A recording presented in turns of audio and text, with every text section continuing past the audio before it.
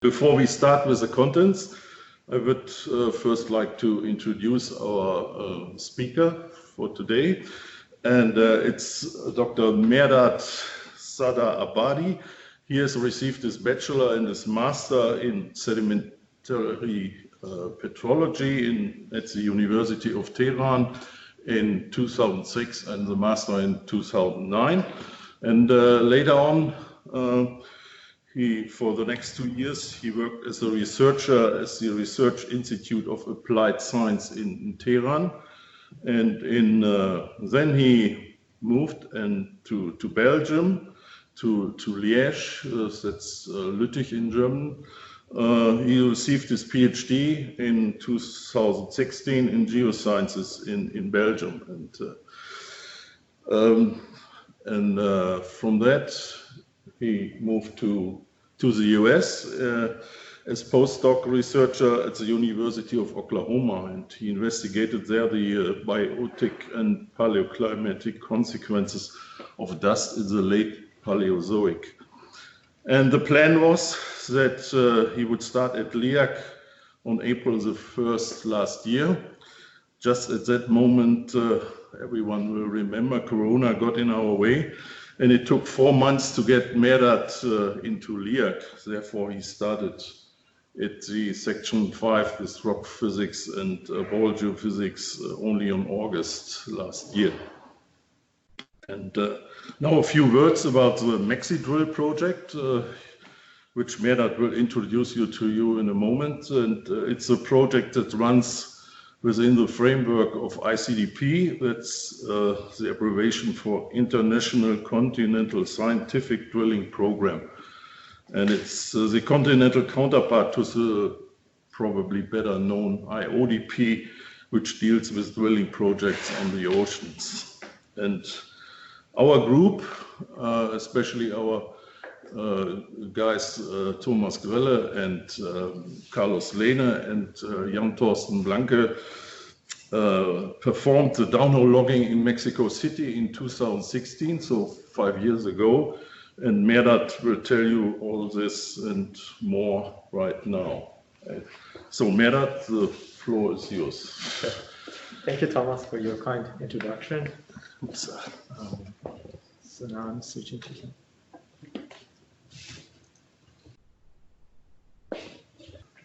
So today our talk is about the paleoclimate, and from this project we are learning what our planet Earth was like in the past, and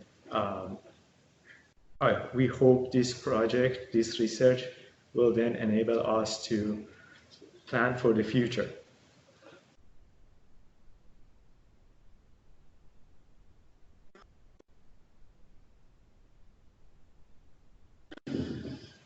In order to understand the potential effects on climate change on Earth's future in a specific region, one key strategy is to study the responses of that specific geographic point to variation of climate in the past. For example, variation of temperature or moisture through the time. One region that paleoclimate is poorly understood is equatorial regions, that more work is needed to understand the responses of lower latitudes in variation of past climate.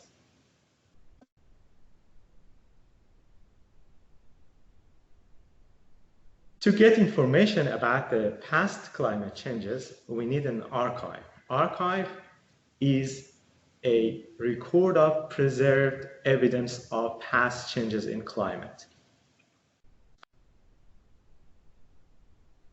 Long-lived lake systems have potential to be a great paleoclimate archives, as they often contains a record of changes in hydrologic changes, which is in response to the climate. Central Mexico has several long-lived lake systems. If you look at the map, we have Mexico, and in middle part, there is a volcanic belt named Trans-Mexican Volcanic Belt, which is colored in green.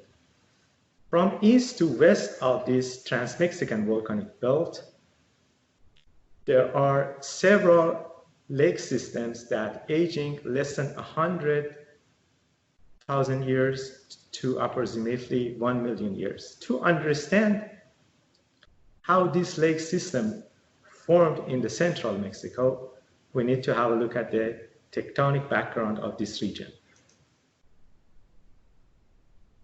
Mexico City is located on a subduction zone. Subduction zone is where the tectonic plates meet.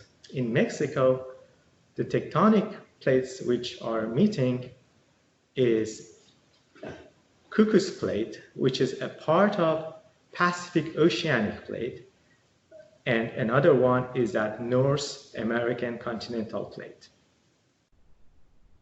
Cocos Plate is being subducted below the continental edge of the North American Plate, and this subduction is a flat slab subduction, meaning that the Cocos Plate is first sliding below the continental crust, and then after almost 200 kilometers from the oceanic trench will start diving into the astrosphere. Usually oceanic plates, when they are subducting, they carry a layer of marine sediments and water in their path toward the astrosphere. These sediments and a part of oceanic plate will melt when they're on the way to astrosphere, and the molten mass is relatively light and is rising up to the continental crust. At the continental crust, when the molten mass facing the continental crust, it bursts out. The magma is very viscous, meaning that it doesn't flow far from the center during the eruption, but instead it builds up a volcano, which we call this type of volcano a stratovolcano. Stratovolcanoes have been developing since 16 million years ago in central Mexico, since the subduction began. Development of this type of volcanoes in central Mexico has created a relief of ups and down geomorphology with several valleys and closed basins, subbasins. One of the famous basins or valley that is created through this volcanic activity is Basin of Mexico. Basin of Mexico is bounded by two parallel volcanic range. In east, we have Sierra Nevada volcanic range, and in west, we have Sierra de la Cruces volcanic range that are showed by white line. Later, about 1 million years, another volcanic activity occurred in south of Basin of Mexico. The emergence of Sierra Chichen volcanoes closed the only drainage of the Basin of Mexico toward the south. And then since that time, Basin of Mexico became a large interior drainage basin consist of several lake systems. These lake systems become one large lakes during the high level of water in response to the higher precipitation. So this flat plain in Basin of Mexico are lacustrine deposits that are changing from 80 to 300 meters and with a length of 100 kilometers from south to the north and 80 kilometers from east to west. In order to understand the variation of response of a specific region to climate change, we need to get some information about the present climate forcing in that region. Mexico City is located south of Tropic of Cancer, so has fairly consistent temperature. But the moisture content in central Mexico is a function of sea surface temperature in Pacific and Atlantic Ocean. That is influencing the position of the intertropical convergence zone that has an important role in distribution of temperature in central Mexico, as ITCZ zone drive a wet summer and cold winter. The other source of moisture in that region are Gulf of Mexico and also Bermuda and North Pacific high pressure system, which constrain the moisture in this region. So mild temperature, fertile soil makes the Basin of Mexico a suitable case for agricultural activity and attracted the humans since beginning of the civilization. First, Aztec people settled there, and then they make a city called Tenochtitlan on the lake and around the lake. Later, when the Spanish arrived, around early 17th century, they drained most of the lakes in attempt to control the flooding issues. So in present day, Lake Chalco is a relict body, a water body of that ancient lake below the Mexico City. So the point of this region is that has been continuously populated since of the primary civilization, and is important to understand the paleoclimate to predict the future of this region, the response of this region to the future climate change. So to address all the questions and concerns about variation of climate in the past in central Mexico, an ICDP project started at 2016. The main goal of this project was examining climate and ecosystem on millennial to Milankovitch timescale. So drilling was conducted at 3 sites with total coring of 500 meters, total depths with 88 to 92% recovery. And so the first result was published at Scientific Drilling 2019 on sedimentology and paleontology. Borehole Geophysics at the LIAG-Institut for Applied Geophysics in Hanover also conducted borehole logging measurement in the 1A borehole. The measurements are including spectral Gammaray, magnetic susceptibility, caliper, focused electric, sonic, and acoustic borehole teleweaver, and salinity and temperature. So our main goal of this project here in Leibniz is that to use the borehole logging data to first make a age depth model for the lacustrine deposit of Lake Chalco, to reconstruct the sedimentation rate, as the rate brings explain about the different mechanisms, and also to extract the climate signal. But our focus mainly was on Gammaray spectrometry at the first place. Gammaray spectrometry is a way to figure out what makes radioactive in sediments.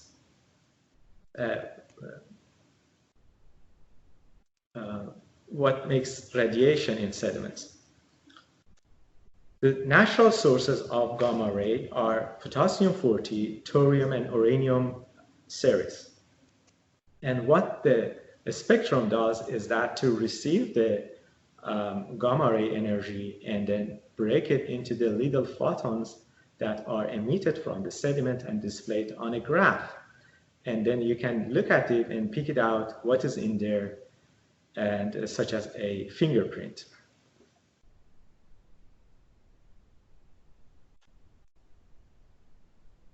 Here we made a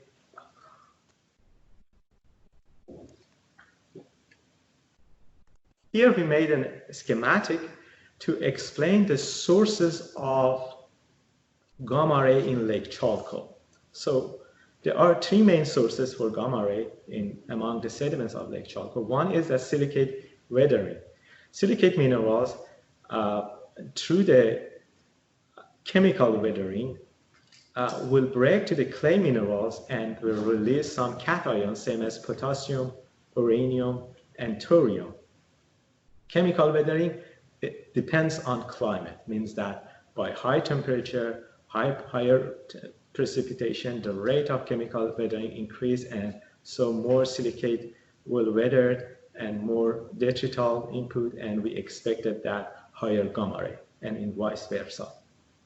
The second is tephra layers. The position of volcanic ash as a tephra layers among the lake sediments contains varying amount of potassium and as well as other minerals containing elements such as uranium and thorium, and definitely influence the gamma ray signal. And the tephra layers is not related to the climate signal, and so is cause an issue with paleoclimate time series that we should take it into account. The third source is formation of autogenic uranium. During the rising of high lake level, the circulation of water in response to the precipitation, the circulation of the water inside the lake decrease. We have a stratification in the water body. So at the bottom water, we have a low oxygen zone. We call it a development of redox conditions. And then in these conditions, soluble uranium is not stable and tends to reduce to more stable phase, and this also greatly enhances the gamma ray radiation in sediments. So our first attempt was to develop a model to predict the tephra layers based on the physical aspects of gamma ray spectrometry. Here we share a contour plot. On x-axis, we have gamma ray energy. On y-axis, we have borehole depths. The color bar indicating the degree of the level of emitted energy or detected energy. And gamma ray signal and tephra index are additionally illustrated. We find out the tephra layers has a significant and a spatial gamma ray signal. So we developed and improved our tephra index based on the strength and composition of the tephra of the gamma ray signal. Here we compare our tephra index with this distribution of tephra layers across from the core description. So panel A is represent the total tephra layers, which are black lines, horizontal black lines, across a 300-meter lacustrine deposits. The red light are indicating the gap horizons. Panel B, C, and D are defined tephra layers, but are sorted based on their thickness. For example, those are thicker than 15 centimeter, thicker than 10 centimeter, and thicker than 1 centimeter. Panel E is our index, and F is original gamma ray. We find out that our index successfully predicted those tephras thicker than 10 centimeter, but was not able to identify those thin tephra layers thinner than 1 centimeter. But if the goal of the studies is using borehole gamma ray to interpret the paleoclimate and paleoenvironment, and the thin Tephra layers does not record through the gamma ray signal, then this is not brings an additional noise to the signal. So to date the lacustrine sediments, we use astrochronology, which is a technique that we calibrate the lacustrine sediments with astronomical tune time scale, such as Milankovitch cycles. Milankovitch cycles are Earth's cyclic orbital movements, including eccentricity, which is about the ellipticity of the Earth's orbital. It's like beating heart is stretching back and forth between more circular to more elliptical. Is always elliptical, is stretching to maximum 6%, they go back to 1%. And is happening with the cycles of 400, 124, and 95,000 years. There are many cycles, but they are the dominant. Obliquity is about the rocking chair movement of the Earth. It's happening at every 41,000 years. And the other cycles mentioned here are less stronger. And precession, which is about the, is a bubble formation of the Earth, bubble movement. All of these cycles influence the distribution of the sunlight on Earth. For example, eccentricity and precession can combine together and influence the distribution of sunlight through the season. Obliquity can influence the strength and intensity of the sunlight over the different latitudes. These cycles can be preserved in sediments as a rhythm. What we do here, we step back, we exploit this rhythm, and we convert the depths to the time. So using astrochronology, we came up with an optimum sedimentation of 41 centimeter over 1,000 years. And following this sedimentation rate, we calculated that lacustrine deposit of Lake Chalco were deposited over a period of 500,000 years.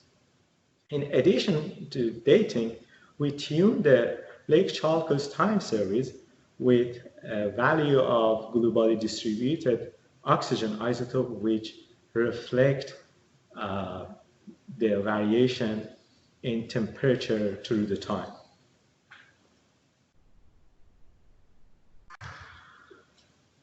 To unravel the paleoclimate and paleoenvironmental conditions using our borehole logging data, we made some assumptions in order to make climate proxy. The first proxy is detrital proxy. Magnetic susceptibility is a common proxy for detrital input. Here, we compare the potassium and thorium, which the data are coming from the gamma ray signal, with magnetic susceptibility. As you can see in the graph, there is a positive and a strong correlation between the potassium thorium content and magnetic susceptibility, suggesting that both proxies has a similar signal. We also developed a moisture proxy. Moisture proxy is based on probability of formation of autogenic uranium in the system. Moisture proxy is a rolling correlation between potassium thorium content and uranium content. And the rationale behind this moisture proxy is that if uranium is correlated with potassium and thorium, the source of uranium is more likely to be detrital. However, if uranium is not correlated with potassium and thorium, it can be expected that uranium belongs to the autogenic uranium. So the negative value of these rolling correlations indicate the higher probability of having autogenic uranium. Here in the graph, we put the positive values that more likely to be detrital as a red light, as a red circle, and in opposite, the negative value, which are more likely to be autogenic, in blue. You can see that the positive value, there is no correlation over the total uranium, which is expected. But there is a negative correlation between the negative value of this rolling correlation over total uranium, as by toward the lowering the value of the rolling correlations, the amount of uranium increases, and it means that the samples with lower rolling correlation between uranium, potassium, and uranium content contains higher amount of autogenic uranium. Here we examine the relationship between the proxies that we made, sedimentation rate, magnetic susceptibility, potassium, thorium, uranium, and moisture proxy, through a principal component analysis. We have two significant axes. The first axis, sedimentation rate, is negatively and strongly correlated with the detrital proxies, explaining and revealing the biogenous sedimentation type that is created in the basin. The second axis, detrital proxies, are negatively correlated with the moisture proxy. Our interpretation is that increasing precipitation, higher moisture availability in the region, and probably more vegetation on land decreases the rate of detrital input to the system. And another explanation for magnetic susceptibility could be that reduction of ferric to ferrous iron phase results in decreasing magnetic susceptibility. Here we applied a additive regressive linear model in order to examine which drivers, the effect of the different arrivals or main drivers of moisture in this region, and to find the relationship which are insolation, carbon dioxide, and sea surface temperature. We are working more, and we will have more result in our model sometime soon. So here, instead of conclusion, I am going to explain ongoing work on next steps, are including to improve our Tephra index and find out the possible provenance Tephra layers. We would like to go through and look at the variation of moisture across the glacial, interglacial, look at the time scale in a millennial scale climate response, and compare the moisture proxy across this time framework we built with adjacent areas same as Gulf of Mexico and Western United States such as California. At the end, I appreciate the help of other teams member, Christian Wolf, Arne Olfers, Katja Hess, and a special thanks to Thomas Gorel and Carlos Lene for contribution in conducting borehole geophysics in central Mexico in 2016, and thank you for your time.